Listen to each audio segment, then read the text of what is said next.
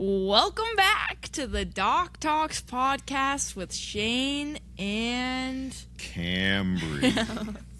Flying Foster. Welcome back, folks. And today we have a wonderful guest. Can we say wonderful? Is that the right? What would you Wonderful use? is a strong word. Yeah, depends on if you're Pilot or a Fed. Yeah. So, okay. We have the wonderful... I can't say your full name. I'm sorry. Say your full name. Nick Costella. Okay, there we go. Or Nick for short. Tower guy. Tower guy. Coeur d'Alene Tower. Oh, that sounded just like when you talk on the radios. Oh my gosh. Coeur d'Alene Tower. I just coming had at like you. a fangirl moment. Like, Yeah. oh my gosh. It's my tower guy. So, guys, today we have Nick on with us. He's an air traffic controller. He just passed a check ride or something for He's something. managing. I'm fully certed. No. Fully certed. Fully certified. He was only partially. I was partially certified That's prior. scary. Now I can work it by myself, baby. There you go. He's also happens to be a pilot. What kind of a pilot are you? I'm a private pilot and currently working on my commercial over at No Limits, as you guys know. Yes, sir. Great place to fly. Yes, sir. And you are a pilot, and you do some other things. I dabble in some other things. I do some live announce work for generally the marching band championships all around the country during the fall. So I like jobs that I can talk. I know. We talked about this today, but literally all your jobs are using your talking voice. So. Yeah. A lot of our guests are slow to start, and we're off to a good speed. I'm happy about this. I'm happy too. So it's been a little while since we've been here. We're just going to blame it on Cambrie. It was me. I don't know if it's actually... it was a combination of kind of all of us, but we did miss out a week. But we're going to launch this one here probably tomorrow. Oh, yeah. Just to get it out to you guys that are following through. So,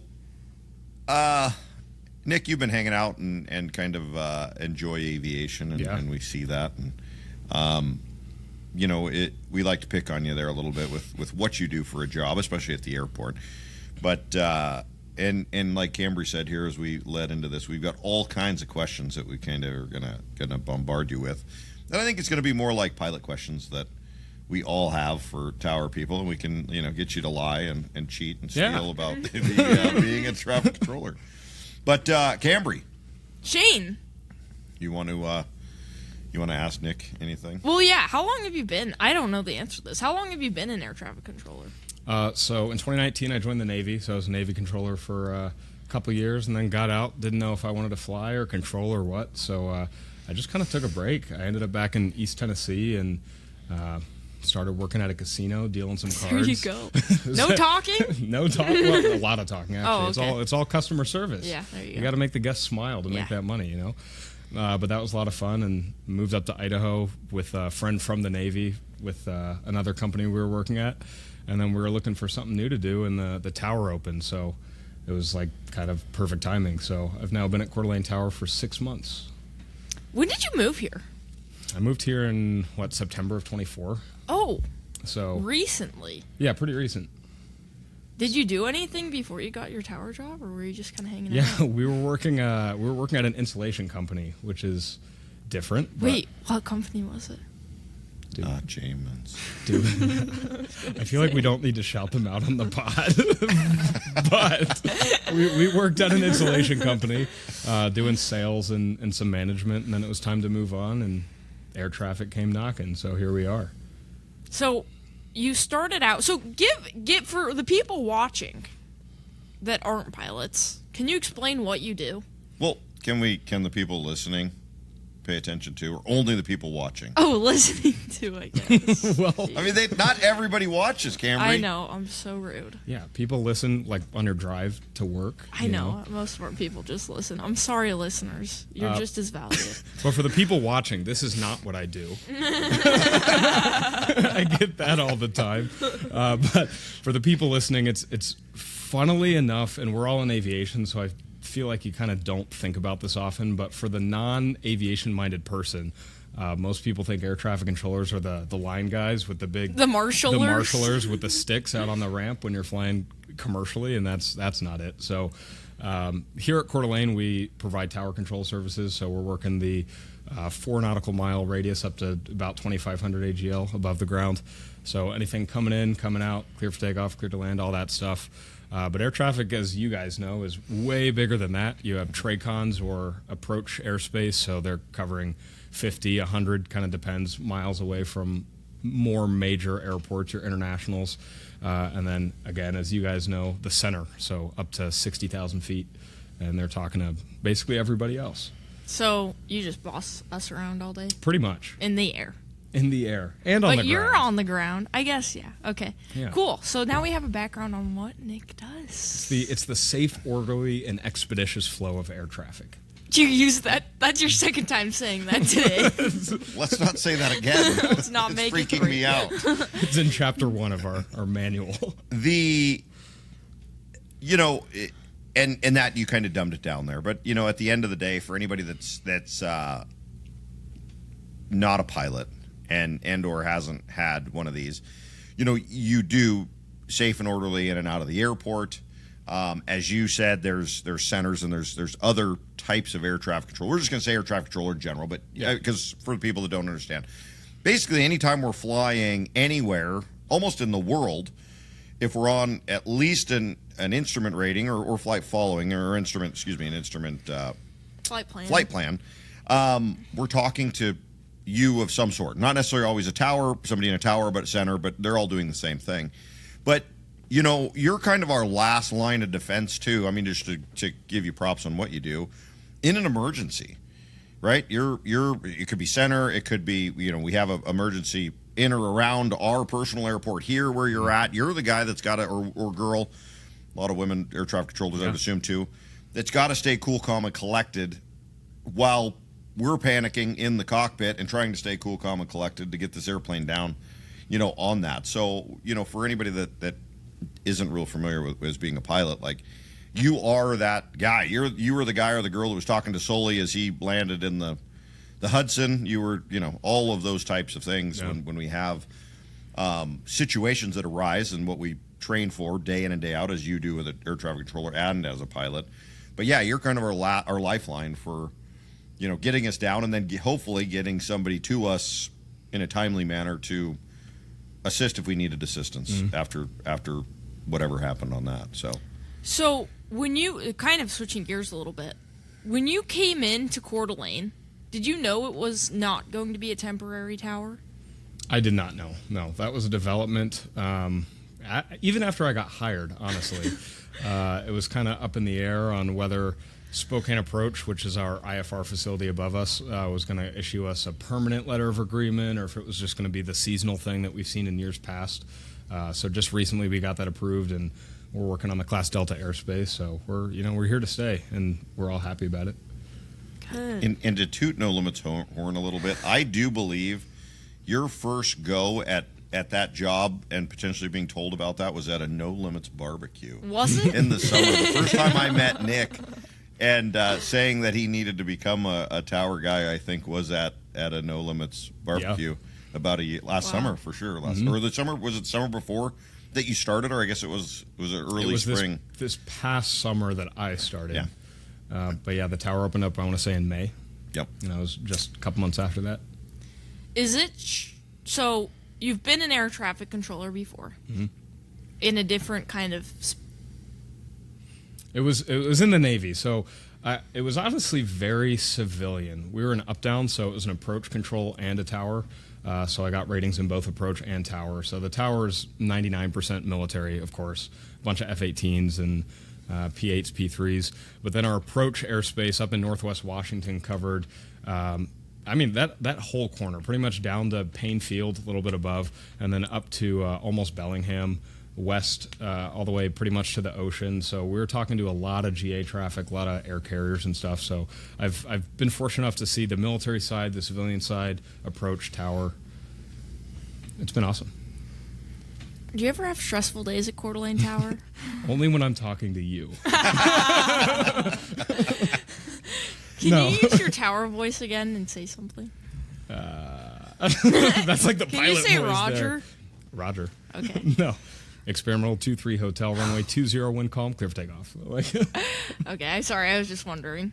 Okay, has there been like outside of me flying? What was your most stressful day? What was your most stressful day in tower? Here, I don't know if I could name a single most stressful day. I think our stressful season, of course, is during the summer. We've got, of course, multiple flight schools on the field, and so we're sequencing Technums and Musketeers and Skyhawks with firefighting aircraft that are in and out that are not by the book awarded priority, but obviously I think we can all agree putting out fires is pretty important. So we try not to delay them so that we can all have homes. But, you know, you just get such a wide variety of aircraft types that you're completely different speed and performance characteristics going into, for those of you that aren't familiar, our runways intersect at the tips. So weird crossing things happening there. And I don't know, it can be pretty stressful. There's days we're running 60 to 70 ops an hour, so more than a plane per minute. And we don't have radar. We have an ADS-B display that we can use for situational awareness only. What's your tower made of again? Oh, yeah. For those of you that haven't seen it, I don't know if you can throw a picture up when you edit this, but the temporary tower is made up of Connex boxes, like 9-foot tall Connex boxes. Better or worse than Navy tower? Were you in a real tower? Or were you It was a temporary real tower. Oh, you were. It was a real tower. So you tower didn't go out to wherever and set up so the Navy could land. No, it was a real tower. It's different. It's just different. Our wind rating is higher in our Connex boxes. 200 knots or miles an hour, I think. Wow. But yeah, it's definitely different. Not having a fully equipped tower. There's some things we're missing, but the airport hopefully plans to build us a real tower coming up in the next couple of years, so that'll be exciting. But it's a unique facility to be at for sure. Yeah, and you're kind of on the ground. I mean, we talk about it all the time when you come over and hang out, and you're kind of creating things as they come up that you need them, and implementing them. You know, of whatever that be, from light guns to different ways of doing things and distance charts and things like that. So yeah, I imagine for you it's pretty neat doing some of the things that you've done and seeing what you've done to be able to come in and work for a company that. And are you at one point in time there was a subcontractor? Are you a county employee now, or are you still for the subcontracting company that was doing the tower thing? So we are a different. So there's obviously FAA control towers and facilities. There's federal towers like.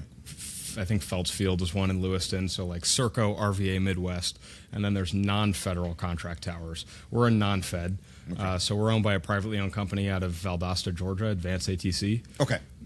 There's not many of us on the West Coast. I think there's about 50 non-fed towers on the East Coast. Okay. So yeah, I mean, you come here, but they're kind of giving you some rope to kind of set it up as well. Just kind of do what you want to do. Yeah, pretty much. It's interesting. There's good things and bad things about being able to come to a facility and work as a team to be able to write our own policy and procedures and things like that. But there's also, day one was no tower, and then the FAA came in and said, all right, open up the tower. And so for some of I wasn't there that day, but for some of my colleagues, they had not worked traffic at this airport ever. There were no procedures written, and it was just kind of like, all right, let's figure it out. So it's been interesting. You guys have done a much better job, and I've been not on this podcast at all, but I've been critical of the temporary towers that have come in and out of Coeur d'Alene. And typically we have seasonal temporary towers, for anybody that doesn't know, because of the firefighting. So we are kind of a hub for a lot of firefighting apparatus in the Pacific Northwest. We've got Dauntless that's got a massive stay here that does a lot of maintenance here out of Texas. And we get a lot of tankers, and we get a lot of everything else that kind of comes here because we have a facility large enough, or an airport large enough that can house a lot of that during the peak fire seasons. But and I have been hypercritical of them. It's tough for a business operator when a temporary tower comes in. There was some growing pains with airport management, I think, for a little while. Not current airport management, but past airport management. And county, and there's so many entities working together, and then you've got, for all intents and purposes, a company like ours that, is, I guess, a little guy, even though we make up probably half of the operations at this airport a year. I mean, maybe even more than that. So, we've had really close calls. We've had at one point in time, and I don't know if you've ever heard the story. Logan has is it was probably 3 years ago now. They popped up, and of course we didn't let anybody know that there was a tower other than a NOTAM. Coeur d'Alene Airport could have 50 NOTAMs at any given day if you look at the NOTAM. So it is kind of hard, and all of that. But we had a gentleman take off on a runway. It's actually funny, that airplane is in my hangar getting worked on currently right now for an annual. But take off, tower is operational. I had one of my old CFIs, my original CFI, I think it was James, if I'm not mistaken, and a student coming in, very short final, and this guy took off opposite direction into him. Wow. Didn't say anything, took off at the, it was a calm day, or prevailing was they were running us 2-0. He took off too because it was close to his hangar and just blasted off. And, they had within 50 to 100 feet, of almost a midair. If James hadn't looked up right at the right time, we would be telling a different story now. Which got me pretty heated. I went over and made a couple people cry in the tower because I thought they just weren't doing their job, which I think they were, but I don't think they saw the airplane. I think James was the first one to see the airplane out of anybody. Yeah. And that was when they were working out of a trailer on the ground. So it was an 8x20 trailer literally on the ground. Or it was on a hill that was about 6 foot tall. But, they had no visibility, so they couldn't see that airplane coming. But at the time, I was pretty worked up. You have somebody that it would have been a bad day if I had to call family and say, hey, this happened. So once I went over and had my piece and felt real bad about making, a couple tower controllers cry, I kind of realized, hey, they're showing me what they're working with. And at the time, they had 2 pieces of paper and a radio. And a radio barely reached across the airport back then.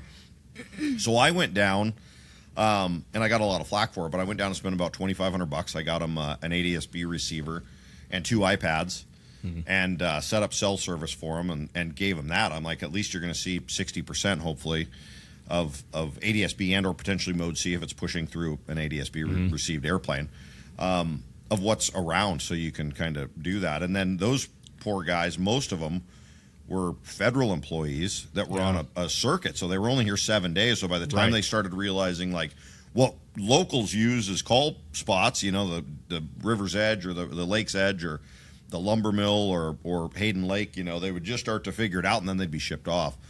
And that kind of changed here for a couple years there. They used that system. They actually called the second year and said, can they use it again? So, we've had a lot of stuff, but you guys are phenomenal. I mean, what you guys do and how you guys are doing it. And you guys had a lot of those resources. Yeah. And it shows, using a different company and being more full-time. Right. That rotation thing is, this airport, it's a complicated airport. It's if you've never heard of it, it's like, that's just some random North Idaho airport. But the complexity and mix of traffic is just, you cannot learn this airport and work it well in a week. Yeah. And that's what they were doing. So to their credit, they did what they could do, and I'm sure they're outstanding controllers, but you need a permanent crew here. No, and like you say, we're not only a destination location. We are a huge destination location for people that haves and have-nots. There's a lot of very, very expensive homes around this lake. Yeah.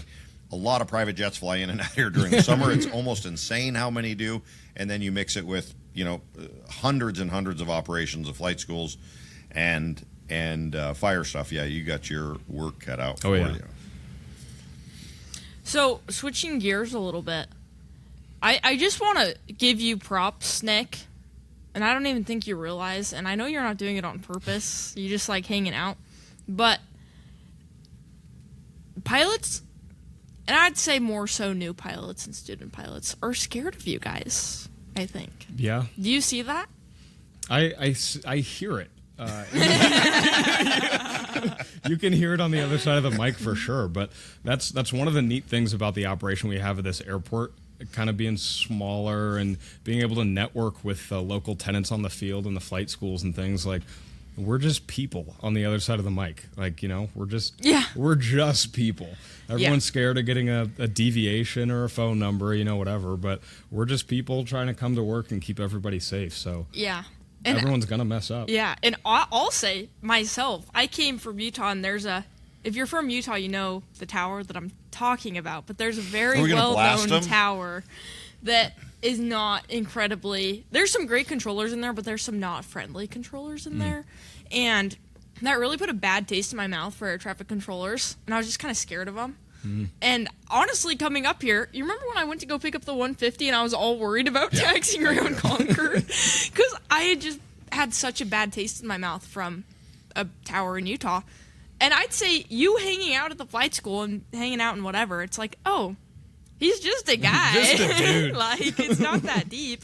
Just like everyone else. Like, everyone's... But I think there are towers that either they don't like their job. I don't know. I will blast a airport, and they've got somebody that's awesome. They've got 2 or maybe 3 tower operators, but the Henderson Airport There's a couple can be phenomenal, and then it could be a complete train wreck of... Like, I mean, and I fly in and out of there all the time. And I mean, the readbacks there can get, to get the thing, and I understand it needs to be read back exactly. It needs to kind of check all those boxes and do everything. But it's like, I can get a certain specific person in Henderson, and I can just cringe when I'm like, okay, you here get we every go. other call, it's like... Say that again. Repeat. It's like, oh my gosh. I repeated one time that I was like, just progressive. Let me give me progressive read back here so we can get some of this done. Right. It was bad. I mean, because tens of thousands of hours with me and doing it, and very, very comfortable doing it. Like, then you get in, you're flustered and you're getting pissed off, and you're on a tarmac. It's 120 degrees outside. The AC's not kicked on in there. You're sweating. Like, oh, just get me in the air. But, yeah, it does happen. If I could just interject, I hate the word tarmac, which obviously you know what a ramp is, but tarmac, I hear it in the media and stuff all the time. It just gets under my skin. Why? I don't know. It's a ramp. I don't know. Okay, I'm not going to use tarmac anymore, Roger. It's from the company. It was a product called like Tarmacadum or something that used to be like a asphalt sealant back in like the 20s. And so that's where tarmac came from. And so, everyone's like, my Delta flight's been delayed. We've been sitting here on the tarmac for 5 hours. I'm like, what's a tarmac? But anyway, I just thought it was funny that you're a professional user. I mean, there you it's go. Not now, you, it's everybody. Please, you're not on the tarmac. You're on... Repeat. Or even Where worse. Where are you at? We've been on the runway well, you haven't been on the runway, but... I'm just going to start saying asphalt. I'm on the asphalt. That's what you say, not no limits, not anything. I'm on the asphalt and I'm ready to taxi. Tower people, get your act together. You'll know if I'm in the grass. Yeah. So, yes, thank you for being involved in the community, Nick. Yeah, it's a lot of fun. I love being able to interact with the pilots and just be able to have a dialogue, There's a lot of things, I think it's a point you maybe wanted to bring up later, so maybe we'll jump there now, but before we're a Class Delta, we have MORs, or mandatory occurrence reporting, but since we're not a Delta, there's a lot of things that don't require a pilot deviation yet. So I think as a team, have decided to try to have these educational conversations and invite the pilot up to the tower, maybe a phone call, but more of an educational thing and no paperwork, and just kind of be like, hey, man, this is how we expect things to be run. This is how air traffic works. I know we're new to your airport, but this is how it goes. Don't take off 2-4 when I clear you for 2-0. Right. So we'll do better next time. So we have a lot more leniency currently on what we have to report than when we become a Delta, and there's a lot of things that... But there's times that Cambrie just goes out flying that you want to report it, right? Every time. I'm assuming, I get so many phone numbers from Nick. I really just want her to call me. Yeah, there you go. She never does. I don't get it.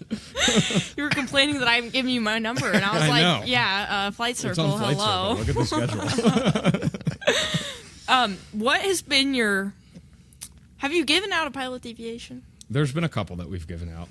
Can I ask for what? What would... Yeah, so... What would warrant a Yeah. pilot deviation? It's currently, without the Delta, it's got to be pretty. It's got to be pretty bad.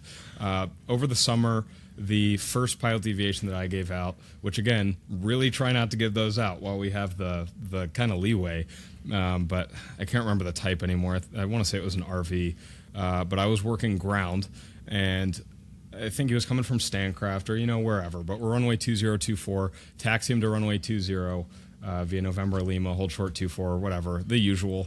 And then local, or the tower controller, departed one of the Coulson 737s, the firefighting 737s, on a mission. So this guy's about to start rolling, and the RV just took runway 20 right in front of a 737 and just goes on his merry way. Oh my God. Was he talking to you guys? Well, he was at one point, and I switched him to Tower, and so Tower's reaching out to him and no response. So finally, once he's air compressor, don't worry about it. But finally, once he's airborne a little bit, slightly more out of a critical phase of flight, I was like, all right, let me check again. So I'm like, RV, 1, 2, 3, whatever, ground, you up? Oh, yeah, we're up. I'm like, okay. Why'd you take off? And he's like, well, and then his words were, well, I thought you said we were released. I'm like, okay. What? So obviously, for those of you that are pilots, or for those of you that aren't, I guess, released is a term used for IFR flights when you're at an uncontrolled airport or you've been given a hold for release time, right? So even if you get released on an IFR flight, which he was VFR, so that doesn't make any sense, he still can't just take off without the tower saying the words cleared for takeoff. And, well, we were released. I'm like, well, first of all, you're VFR. Second, I never said the words released. And third, when has a ground controller ever cleared you for takeoff? And so, because of that, messing up the firefighting operation and taking off when he definitely wasn't supposed to, that he got a number. There was some paperwork filed on that. Darn it. I mean, I've seen an airplane take off on the wrong runway, and you guys are like, oh, it's okay, just don't do that again. So my take on that, and again, we're going to have to report it when it becomes a Delta, but the 2024 threshold is kind of confusing. I will give you that. It is. The first time I flew here, and it was before I was a controller here, but I remember rolling on to 20, and I was like, what is happening? Yeah. And so I get it. It becomes very, very dangerous, though, because we don't have instrument approaches to 2 or 6, to 2024. And so a lot of times we'll have jets on the straight in for runway 6. And so if you're clear for takeoff 20 and there's a Gulf Stream on a 4-mile final runway 6 and you take the wrong runway, that's obviously a huge, huge issue because you're about to not be alive anymore. But if there's nothing coming, I try to just be like, hey, I get the intersection is confusing. That really can't happen again. Mm-hmm. If there's nobody else flying, it's like, all right, we'll just talk about it and move on with our lives. But that can be really dangerous. I didn't even think about it like that, but yeah, we run a ton of opposite direction. Well, the airport's only as confusing as you make it. And really, if you're coming here to fly, you should understand what's going on. You should. And understand bug your runway heading at least. Yeah, I mean, exactly. I mean, there's certain things that we do that, a VFR pilot in an RV may not. But, yeah, bugging your runway heading. There's some checks that should be made prior to that. And understanding your surroundings. I mean, Cambrie and I have been into very, very busy airports, in the King Air and everything else, that you got progressives, you're crossing 4 or 5. I mean, going into Phoenix International can get hairy. You're crossing potentially 5 runways, at all kinds of intersecting areas, and stop and go, and they're getting them in every 2 minutes or whatever they're doing. They're every minute there's something on that runway doing something. So, it's our responsibility to kind of brief that as pilots. I mean, to let everybody that's not a pilot out there know, is it really shouldn't be the Wild Wild West. There's been some accidents, of course, we hear about them forever, on airport operations. And every one of those accidents, I'm going to say, with some doing your job properly would have saved lives on some of those. I know they're trying to decouple. They talk about that. Airports that have runways like ours around the country, and for decades it worked. Most airports that were built by a lot of people that don't know this, most airports that were built by the military back in the day, in the 30s and 40s, were triangles. So there was 3 runways, so they could always take off, and they were all intersecting with, taxiways going every which way, and we didn't have those issues. Now we've gotten a little bit complacent and gotten used to decoupled runways. And I'm not saying that it's times could be changing, absolutely. But, here, I'll just talk about it just because you brought it up. Decoupling the runways here at Coeur d'Alene, one, they are a little confusing if you're not paying attention. And 2, by decoupling that runway, we are actually shortening one of those 2 runways, which isn't necessarily any safer than having 2 intersecting runways. If you get in a pinch or you whatever's going on, and got to get down. So there's some back and forth on that, but I 100% agree with you. Like safety's got to come first in everything we do aviation. But there is kind of a back and forth, and it's for anybody that's listening to us talk about this, and this is I think awesome because it is something that you don't hear a lot of towers anywhere talk about anything. Right. But it is something that we as pilots have to do a better job of. Towered or untowered airports, making sure we're where we're supposed to be, making sure we're doing what we're told to do by you guys or what we're told to do by the regulations at a non-towered airport. Yeah. Stopping, holding short, doing all the things and clearing and going. So, that is super awesome. And I think I think a prerequisite for being a controller should be that you're at least a private pilot. Because you've got an understanding and you're ready to take all of your, so anybody that is interested about Nick, you're ready to take all of your ratings. So you could potentially, you have enough hours to do your commercial and do kind of everything other than probably your ATP. Right. So you've got hundreds and hundreds of hours. So you've got a leg up over most, but, having somebody that understands what the pilot's going through, I think helps immensely, because it's like, hey, can we, do this, that, or the other? And you kind of understand the capabilities. It sometimes you warrant, doing 360s downwind. We'll talk about that because we get a lot of it here. But, for a brand new student pilot that may be on their first solo or second solo, doing 2 or 3, 360s can get troublesome. In my mind, as a flight school owner, and then me and Cambrie kind of joke about it because me and her were out were we in the Duchess? Bushmaster. Or was it the Bushmaster? And we knew it was you, and you gave us some 360s, and I did. You were in it was in the Duchess. It was in the Duchess. And I was being a smart ass because I knew what was going on. And I'm doing really tight 360s. I mean, 59 we were right on the edge there of doing them, and I knew, I even told her, watch, we're going to get another go round. I wasn't doing a standard rate, 360, but I'm like, nobody else is coming in. We could hear on the radio you were getting somebody in or taking off or whatever it was. That's what it was. Yeah, it was a flight of a couple airplanes, and they were a gaggle of airplanes, I'll say. They were spread out over a little bit. And they were out having fun. We knew who they were. So I'm like, I'm going to do this one real just to get you riled up. And, I'm going to do this in, 48 seconds or whatever it was. Like, go around again. I already knew it. I was like that. I watched your bank angle, and I was like, Shane. I'm like, well, you're just going to get another one. I'm getting dizzy. I'm going to have to go to a standard rate turn. But, it is neat. And I've heard a lot of people go and do tower tours, at airports that allow it and or welcome it. And I think it's good for us as pilots. It's good for tower people to hey, we're interacting, knowing who they are, and we love it. Come on up. I want to come tomorrow. Are you working tomorrow? I do work tomorrow. Yeah. I might come by. Yeah, come on. Just don't do leg workout tonight if you're going up there because there's 8,000 steps to the top of this tower. That's good because that means tomorrow night I won't have to do as many steps on the treadmill. Yeah, it's like what was that? What was the TV show that everybody got into? Game of Thrones. It's like walking up to the castle there at the one thing. There's I'm out of breath. Steps. I feel so out of shape and every time I get up. Well, and they're straight up and down. It's not like they're a normal staircase. And I'm out of breath. And we have the for those of you that aren't familiar with the location of the tower, we have the airport firefighting and rescue station right next door. And so half the time they're all suited up in their gear, full gear, SCBA, hose over their shoulder, and they're just climbing up and down for hours. And I'm like, man, I can't do all that. I can barely make it up just myself. So props to the firefighting crew here. But, yeah, there's some steps. Good thing I've been going to the gym. I'll probably be able to make it up tomorrow. You say you've been going to the gym. I have. All right. 4-week streak, Nick. Okay. How about you? Yeah, no, I got to get back in. Exactly. That's what Hey, my new place I'm moving into has a gym, so. Oh, good. What a relief. We know how those work out.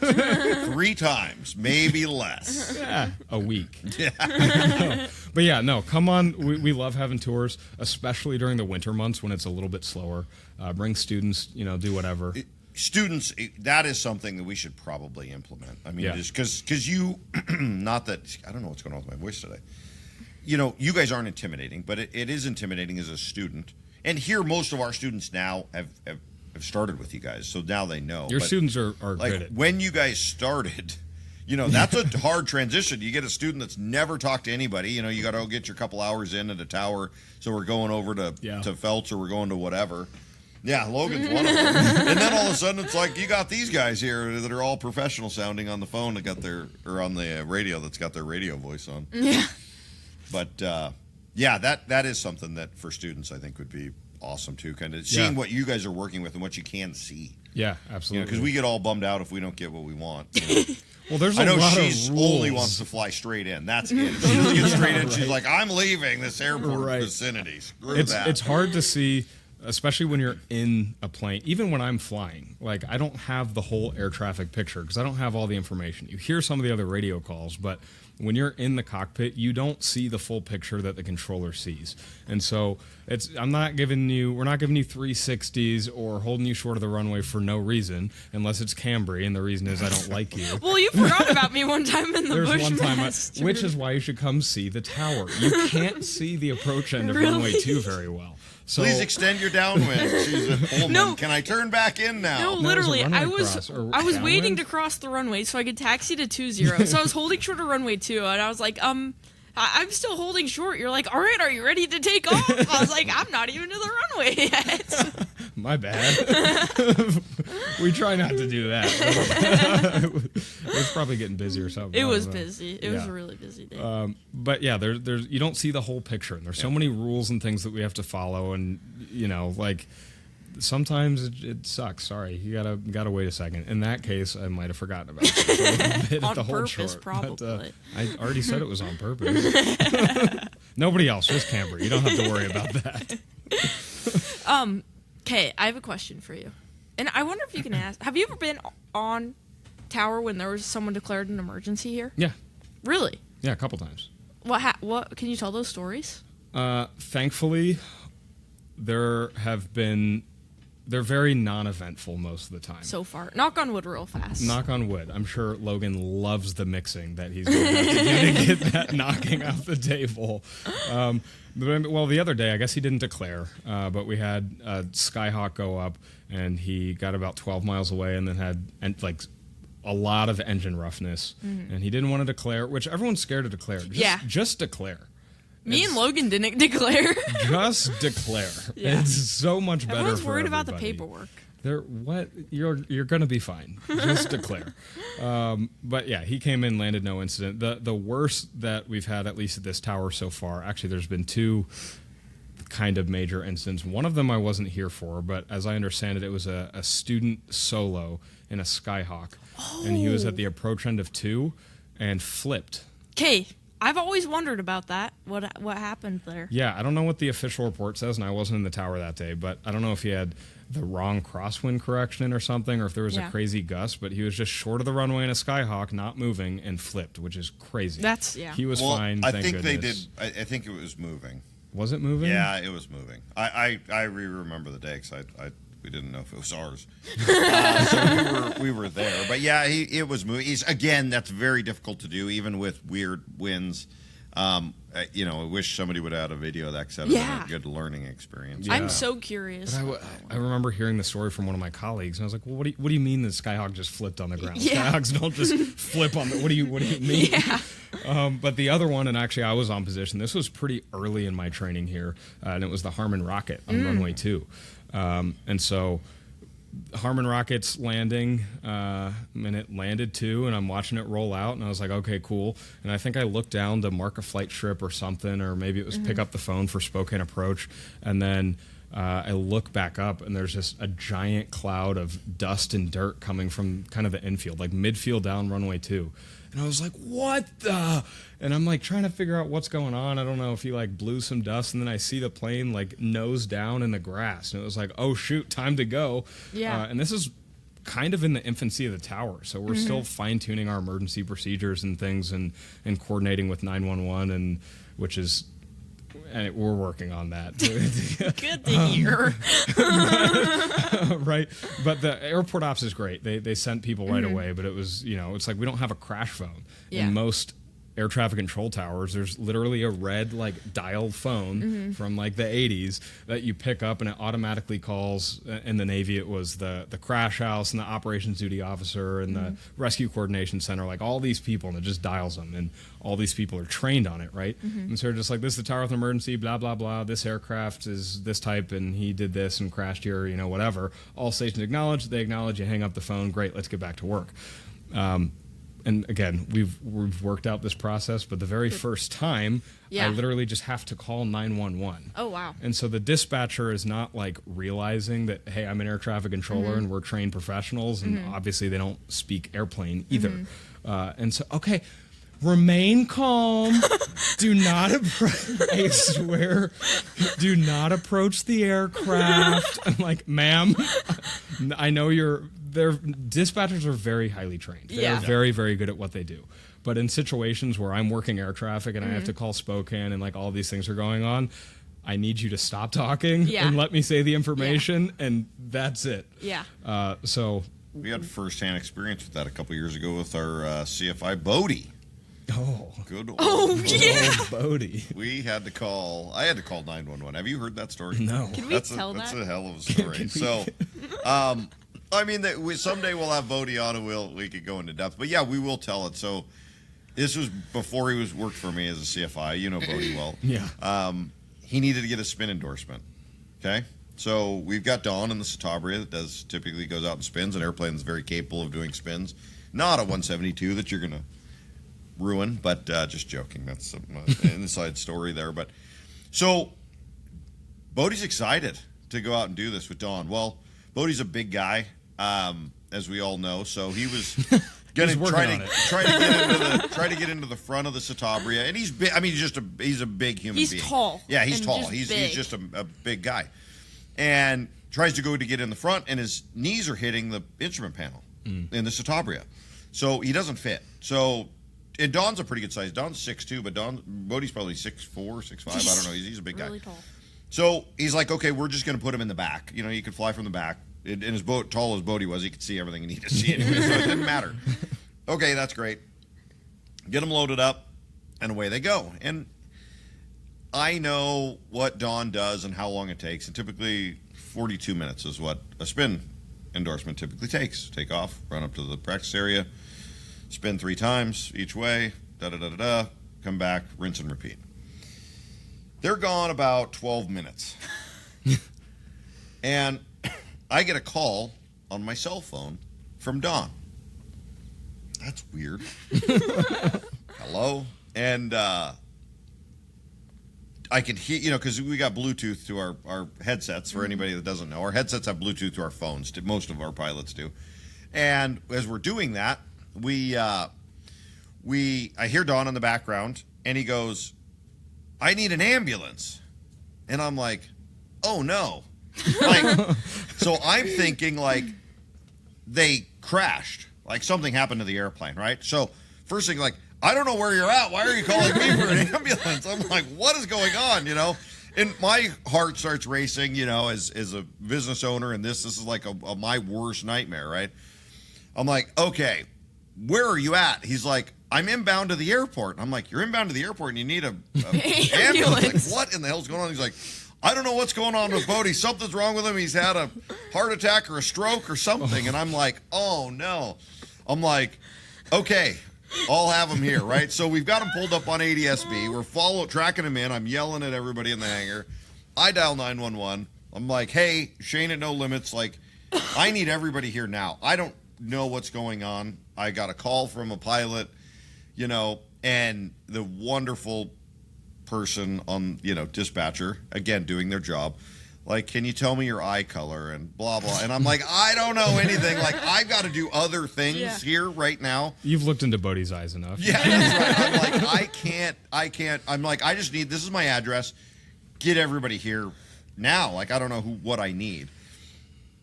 And, you know, she's asking all the questions. Like, da-da-da-da. And I'm like, I've got other things to do, lady. Like, here's the address. Please get somebody here. The airplane's inbound. That's all I know. I got a call from a pilot. Said he needed assistance when he landed. That's what I'm requesting. Like, roll everything you got, because I don't know how bad this is.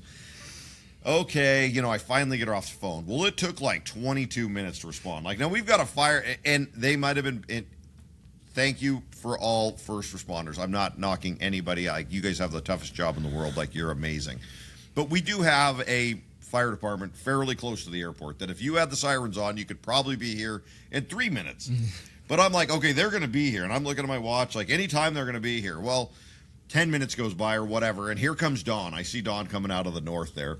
And we see him, and we've got him we got the handheld out, and we're listening to him on the radio. And, like, whatever his end number is, landing, you know, straight in, runway 20. Mm-hmm. Did he declare a medical emergency? He said there was an emergency on board his aircraft, and he was landing straight in 20. When is this? This had to have been 2 years ago, 3 years ago. Oh, now. okay. I thought it was 3 or 4. It might. I don't think it was 4. It was probably 3 years ago for Bodie doing that right before his CFI. So we're watching, like, okay, and here comes somebody pulls onto the runway and starts taking off, like, last minute. And he's got the Porsche Cambrie nose down, like, full throttle, like, going. So last second, you see Don, hard 90, you know, power off, dump the flaps, slows everything down, you know, and lands 2-4. So he's flying down 2-4, just turns in quick to 2-4 because somebody cut him off. And I see him, like, he's flying down, like, literally flying down the runway. Chops the power at Delta, lands, and he's high-speed wheel taxiing down Delta. And I'm like, this is really bad. And I'm looking like it's been 16 minutes and there's still not an ambulance here. Well, he, you know, wheels in I mean, you know where we're at on the airport, pulls in there, you know, jumps out, you know, we run up to the airplane, and here's Bodie, you know, going in all of his, you know, locked up, mumbling. Like, what is going on with him? Like, then I was scared because I see him, I'm like, oh no, like, something's wrong, like an aneurysm, or I don't know what's going on with him, but something's wrong with this kid. And we're watching the clock. I'm like, don't do anything to him. I want, you know, somebody that knows what's going on to be here and to get him out. But anyway, they showed up, and for all of you people, this is a good informational podcast, is you can hyperventilate yourself. And when you hyperventilate yourself, your muscles are not getting the carbon monoxide, is that correct, that they need, and they cramp up. So poor Bodie was just fingers and like tongue and jaw and every muscle in that poor kid's body just convulsed into lockup mode. He was drooling down himself. He looked like a teething baby. He had the biggest, wettest spot on his T-shirt, you know, and he's trying to talk, like, oh my gosh, it's not good. But yeah, that poor kid.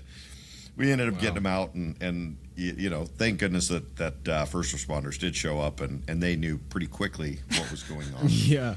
And that's what they're trained to do. They, you know, we know stuff about airplanes. They know stuff about that. But yeah, that was Bodie's deal. Bodie and Don's deal. So the hardest way to get a spin endorsement was the way Bodie got it. But he got it. He got it. There was hyperventilating the whole time. Man. We'll have to ask Bodie if we can air that part of the episode. Oh, we're airing. There's no stopping that. Yeah, Bodie actually asks me to tell that story to Really? people. The one thing that Bodie will argue with me on, and he wasn't even there to see it, is he was drooling because his mouth was so tightened. You have Literally pictures? just drooling. No, that's what he wants. That's what he wants. I'm like, I wish I would have had a picture of that or kept the video from the security cameras. That would have been awesome, but I didn't. Wow. Yeah, no medical emergencies here that I've been here, but don't be afraid to declare. Get the service and handling you need. The Navy wouldn't declare either. The P3 pilot, we're just going to come back. Okay. But from to give some of these young pilots some advice from you and or from Cambrie and I that have thousands of hours, is declaring gets you a lot of priority that you're not going to get if you don't declare. It gets you the most priority. Yeah. If Air Force One is coming in and Cessna 1234 declaring an emergency is coming in, Cessna 1234 is going to land before Air Force One. It is the first operational priority listed in the 7110.65. So and there's not always, there potentially could be, but there's not always a crazy amount of paperwork either. Like, no. At the end of the day, you're going to be more prepared if we declare. And you get, flight instructors that are apprehensive of, my engine is running rough. Well, is it running rough because you have carb ice, or is it running rough because you've lost 2 cylinders and you're about to lose a third one, and now you're going to be a rock, not making it to the runway in somebody's backyard? Right. It's easier for you to get things set up, and prepared, ready for for whatever you might need. At least on our end, obviously, it's the pilot's responsibility to know if he needs to report to the NTSB, if there's an in-flight fire, whatever. Yeah, not my job. Yeah. If it's a non-event, we've had pilots declare here, and then we log it. We get all the resources coming by that are standing by. The fire department's rolling. Ops is notified. Move everyone out of your way. Land without issue. Okay, great. I log it. It was a non-event. You landed safe at this time, and Ops may have a couple questions for you or me, but that's it. It's not like this whole thing that you need to avoid. Your safety is 100% more important than someone's going to have to fill out a piece of paper. And typically it's not that bad. Me and Cambrie do it all the time in the Coeur when there's a lot of airplanes at an airport. Yeah. We want priority landing. Our customer wants to get on the ground. We've got an emergency on board. We've got to go. Not actually. Somebody tag the FAA in this podcast. I'm going to get a phone call tomorrow. That's right. Can we talk to you? Again, we've spent half the day with them today, and we're going to be back tomorrow. Oh, fun. But no, I think a lot of pilots look at you guys like we look at the FAA. A lot of us are intimidated of it and you guys are out to get us. But really, at the end of the day, you want to go home without an incident on your mind, as well as the pilot wants to get home without an incident on theirs. So yeah, it's declare the emergency, guys. Declare the emergency. Yeah, way better. I declared with Austin Approach. You know about this. I guess the very short story for those of you watching and listening, I was flying an air coupe out of Texas and had an engine failure. And so, and I was low. The weather was not great. And so I was probably 1,500 AGL. That's all I got.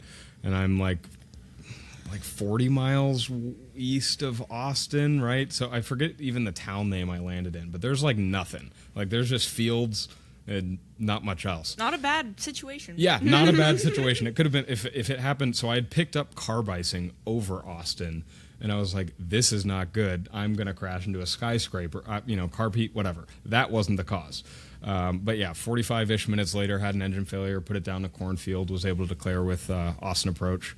And they sent the cavalry. Everybody was there. Some tiny little town. I was safe. Plane was safe. It was all fine. Got checked out by an AMP and took off from the highway the next day. But I mean, the EMTs were all funny. They're like, "Oh, are you okay?" I'm like, "Yeah, everything's fine. It's great." "Well, we've just never seen a plane crash here before." I'm like, "All right, well, it wasn't a plane crash, but this is exciting. Nothing happens in this town. It's like a little farming town with 4,000 people." What was the cause? There's a 5-gallon header tank in the. So I barely flew the air coupe. I was flying it. Were you solo? Yeah, I was solo.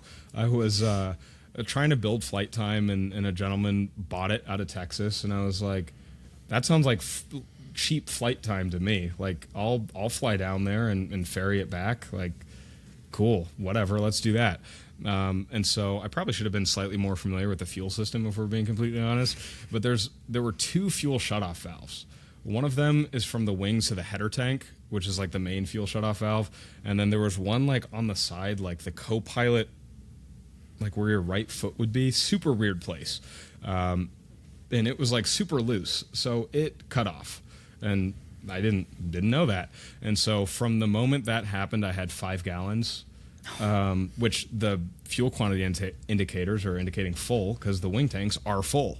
And so the engine was like, all right, I got no more gas. I was like, oh. Did you get a tick mark on your record for that? Was that considered pilot error, or was it just a random thing? The NTSB determined it was an occurrence. So it wasn't an incident, it wasn't a crash, it was crazy, by the way. They called me like 15 minutes after. I don't know, it was the fastest I've ever seen the government move. I'm standing there, the firefighters are looking at the plane, and beautiful landing, by the way. Good I job. landed right in between the rows of corns. I wish I could show you the picture. I'll show you guys. Yeah. But like, it was great. But yeah, the NTSB called literally like 15 minutes after I landed. I was like, oh, Washington, D.C. Okay, hey guys. And then they said they would send out an investigator the next day, and never did. They called me back, and they're like, yeah, you didn't damage anything, you're safe, whatever. It's an occurrence. Have fun. I was like, wait a minute, whoa. How do I get out of the field? I don't know. They were like, call the highway patrol, have them shut down the highway, take off. I don't know. I was like, oh, thanks, guys. So wow. That's what I did. That's a cool story, honest. That's awesome. Well, yeah, there's talking about, that's a great thing, and I've got a friend that declared an emergency through, and I told Cambrie the story and Logan through 121.5 on an airplane, a Sundowner crashed in the. It's actually on YouTube. You can go on and look at it. But Mark DeLillo, he had a Sundowner. Ran through a shop, all fixed up, and he was just breaking it in and had an oil line work its way off. And he knew before, they were low level because they were breaking in new cylinders as a brand new engine. They were low level, but kind of a neat story if you go and read about it or look it up. But he didn't want his wife to panic, but he was talking to airlines because he's an airline guy or a charter guy, owns a big FBO. And declared, because he couldn't reach center or anybody else, he was too low. He was going from Colorado River back to Chino, California, and kind of there in the desert. And he tells his wife, hey, I need you to film this. Because what are you talking about? She just I need you to, record what was going on, keep her busy and her mind off it. And she goes, well, why? She goes, well, we're going to crash here in a few minutes. Oil pressure went to 0. And she's like, what do you mean? He's like, well, we're going to crash here. So, he's talking to airlines reporting back to, center or I don't know who they were talking to. And they launched a rescue helicopter before he was even on the ground. Wow. It was, that fast. But it still took him, I think, 30, 40 minutes for the helicopter to get to where he was at. Oh, wow. To pick him up. But crashed, totaled the airplane, but uneventful. But again, declared the emergency early. They launched before he was even crashed because they knew he was going to crash. And there was no roads where he was. He was just going across the desert. It was a straight line. So it's everything. I'll say this. From the air, everything looks very, very smooth. Seldom is that field as smooth as it looks from the field. Or from the air, when you look at it, seldom is it that smooth. But I don't know if it was adrenaline, but it felt like one of my best landings ever. I mean, it was. I say this story, so I bellied in a Navion years ago at the Chino airport. I took off. Airplane came out of maintenance. There was something funky with the air filter. Air filter got sucked back to the valve and choked the engine, basically. And it was just a radio silent. I was 250 feet. Navions have a real slow gear speed, so you take off pretty aggressively to get the gear up and stay under 100 miles an hour.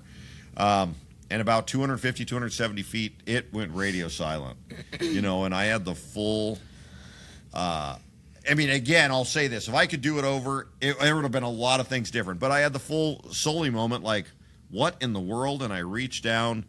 we're taught first thing to do is boost pump, running through everything, hand down on the valve, main fuel was on the main, where it should have been, boost pump on, everything non-touched, not even a hiccup when I did that. So I'm like, okay. Well, by that time I'm kind of stalling and the Navion's nose is falling through and I'm descending very rapidly.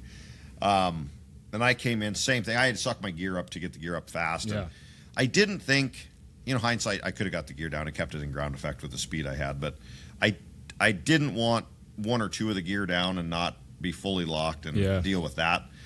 So I ended up landing gear up, and same thing. It was the single greatest landing of tens of thousands of landings that I've had ever in my life. It was great. I'm rolling down the runway because the Navy on the nose tire sticks down below the fuselage. So you kind of roll on that nose tire, and it'll drag on the flap hinges in the back. So it goes pretty good down there. And I was on the center line, rolling down the thing. I've actually opened the canopy to get out as I'm rolling down the runway here. Tower comes on. Are you going to need any assistance? No, we're good. And I'm like, I literally come back. I don't know. Let me figure it out when I get stopped here, wherever this is what I'm going to need here. Maybe send a fire truck. I didn't have enough time to do. Couldn't declare emergencies. I mean, they saw what was going on, but there was nothing I could do. It was up, and then it was down, and then it was like, okay, well, what really just happened? And it was perfect because this thing rolls off of a taxiway, just like I turned this thing scraping along the thing off of there with the runway. The thing we came out with a forklift and. Thanks to Yanks, Frank at Yanks. Did the prop? He's no longer with us, but I got the prop. Absolutely, I got the prop. But sounds like an overhaul. It was. Well, the bad thing was I had sold that airplane, or it was under contract, and I was delivering it to the Reno Air Races to deliver to the guy. Wow. So this was just a routine annual after that, and delivered it. The gentleman actually ended up buying it. Good guy, but. He ended up fixing it up and had it ran through a shop. But, kind of a neat, interesting story for me of how quickly things happen like that. And sometimes it's out of your control of, like, just fly the stupid airplane, you moron, and go from there. But or declare the emergency and talk to people and being prepared for that. I don't know. I got off on a tangent on accidents. Well, accidents are fun to talk about. Yeah. We all learn from them. Would you stop? I'm going to say what Logan's been meaning to say here. Stop kicking the table. I'm so sorry, you guys. Ding, ding, ding. I know this is your show, but I'm just trying to help out your AV guy, So, what do you're... I mean, we've talked about the tower stuff, but, I mean, you are working on you're going to go do your commercial here in a week or two, right? I'm going to do my the Examiner's full, so next month, but yeah, I'm gonna knock out my commercial finally. And, so you're as big a procrastinator as Logan is what we're hearing here. I was gonna get it done, but I guess I was. Logan has said that. Logan was going to get it done for years. Yeah. Yeah. Years, well, I've been saying it for years too, but no, next month I will be a certificated commercial pilot, barring That's what I say too. me sucking. Merritt says my performance yesterday was a 5 out of 10, but I don't know. I mean, I think I said that. Yeah, you Merritt said it, and agreed. he just fed off your energy. Yeah. But if you're a baseball player, like that's batting 500. I mean, you're Hall I'm of an Fame. umpire. Yeah, so. well. There you go. You're Hall of Famer there at 500. So, no, that's pretty neat. So, not to give too much, and I know you love what you do, but I mean, is the end goal down the road? You're still a very young guy. Is the end goal down the road potentially a flying airline something, or is the tower thing a end of life and just you're going to have enough money to fly a P-51 Mustang like Tom Cruise? Yeah, right. It's hard, I've ever since I was a kid. So I had a Discovery flight on my 5th birthday, and that absolutely ruined me. I was like, my 6th birthday came around, and I opened my last present, and I was like, and my parents were like, "What do you mean, and?" I'm like, well, we're going flying, right? Right. Anyway, so that's how I got started in that. But I've kind of been back and forth. I love air traffic. I love flying. And I think what finally tipped the scales for me was a couple weeks ago. I got to fly a PC-12 from the right seat. And I was like, yeah, I think I want to do this. What are you talking about over there? I was there for that flight. Oh, yeah, you were there for that. Because the tower was closed on my way in, and CTAF got a little rambunctious. Me, you, Merritt, and hey guys, I've been at Pilates. but man, I mean, flying 1,200 horsepower, and obviously you can get much bigger than the PC-12. But I think I'm married to flying now, so I love air traffic, and I'll always be able to go back to it. But now I think it's just a means to an end. On that, You bring up, you started doing this at a young age. Were your parents supportive of aviation from a young age, or was that something you kind of did later in life? Yeah, no, my dad was an aerospace engineer by trade. Not a pilot or anything, but they were always supportive of me getting my private. So started flying like for real when I was 15 and sold on my 16th birthday, did all the things, private pilot when I was 17. And so, yeah, they were super supportive through that. And you ended up, I mean, I kind of know your story because we've talked and friends outside of this, but decided to get into the Navy when you turned 18 rather than... Yeah. And that was probably a means to getting closer to aviation, I suppose. Yeah, I wanted just the fastest route. I had a couple, not full ride or anything, but a couple scholarships to Middle Tennessee State University's aviation program. And their pilot program, it's not UND or, Sure. But... I mean, they have a very solid program out there in Tennessee. And I was just like, man, 4 years of school, or I could go be an air traffic controller like 7 months from now if I join the Navy. So let's go do that. So joined the Navy like right after my 18th birthday. Actually, I was in the late entry program before that, but graduated. And then I think I had a month until my ship date. So went on vacation, jumped out of a plane, and then went to boot camp, went to Pensacola, went to air traffic school. And I mean, that's the fastest route to become a controller for sure.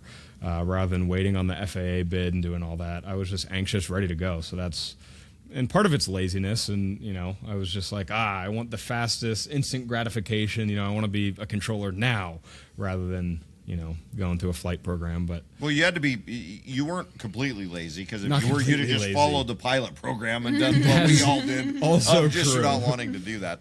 But you touched on something that I wanted to kind of circle back on, which I think is amazing. And I think it's good for some of us here in this room to know. But you said that you could get a degree in 4 years? Yes. Okay. Did you hear that? 4 years you could get a degree? Oh. Did you? I don't know if you caught that part of it, Cambrie, but Cambrie's on like is it the 6.5, 7 year program? Are you working on your PhD or? Yeah, give or take. Mostly take. There's a letter or two in there that she's working on, but none of them are PH or D. Yeah, well, you'll get it done eventually. But yeah, I mean, if you get through that fitness class, you might actually get some of the credits you need to make it happen. Oh, man. There's nothing that's off limits here. When we can do it, we're going to do it. But well, Nick. Cambrie. This is awkward. We're over an hour here, and I really got to use the bathroom, so we're gonna kind of wrap things up a little bit. Do you have any parting words of advice for anybody, or any parting words of wisdom? Pilots, check your NOTAMs. Yes. Yes. No, I mean we covered a lot of great things, and I'm very grateful that you had me on the pod. This has been a lot of fun. That's all I got. I'll say this in closing. If any of you guys have any questions that you guys want us to ask Nick, I mean, put them in the comments. We see you regularly. If not every day, a lot throughout. So if you guys have some stuff that you're kind of questioning, or what do you think, we could ask the tower guy, and we'll ask him, and we can respond to you. Or you could private message us if it's something like, hey, what do you think about doing this or that or whatever. Let us know, and we can do that too to help you out. Yeah, absolutely. So, real quick as we get on here, I've got some new shirts are up on the website. Cambrie has posted up. We've got some pretty cool backcountry aviation one, and then we do have our C 123 recovery crew shirts are out. So we've mailed some out there. I know those are great items. They turned out better than I could have imagined on the shirt. I wore mine yesterday. I loved it. It was awesome. I know Logan's chomping at the bit to get his hands on some. I forgot his shirts, but I'll bring them tomorrow. But, if you guys want shirts, go to the website, check it out. And you said I get one for being on the podcast. You get one Yeah. for being on the. I mean, just that you wore during the podcast. We're gonna have to take that sweatshirt from you here as soon as we're done here. Yeah, all right. Just kidding. No, and then anybody that's listening to this, it's in the Pacific Northwest that's going to be there. We're just trying to burn up time, so Cambrie pees her pants. But no, we are going to be representing No Limits and Brook Seaplane and the podcast at the Northwest Aviation thing on I think it's the last weekend or the weekend before the last weekend of February in Puyallup, Washington. So we'll be over there. You can come say hi to us there. Come talk to some of the guys there if you want to get any type of rating. Of course, we do every single fixed wing rating out there. There's not a rating we can't do. So anything from a private pilot fixed wing to multi-engine C ATP. I think we are the only one. This is going to prove me wrong type of a thing. I think we're the only facility in the world that can do every single one of those ratings with airplanes that we have. So we're pretty proud of that. And huge thanks to our corporate sponsor, Jim's Gunsmithing. If you guys need any gunsmithing or need to purchase a gun or have any questions, please reach out to Jim's Gunsmithing in Hayden, Idaho. He is the best restoration gunsmith in Hayden, Idaho. Actually, Cambrie says the world or the universe or whatever you say. Something like He's that. very, very good. He is great. He's a little bit wild and crazy. We're going to have him. Actually, there's a good probability he's going to be our next guest. It should be a wild ride if we can keep it PG and keep it broadcastable. Everybody stay tuned for Jim because it's going to be an amazing ride. All right, I think that's it. Thanks, guys. We'll see you next week. Later. Bye. Bye.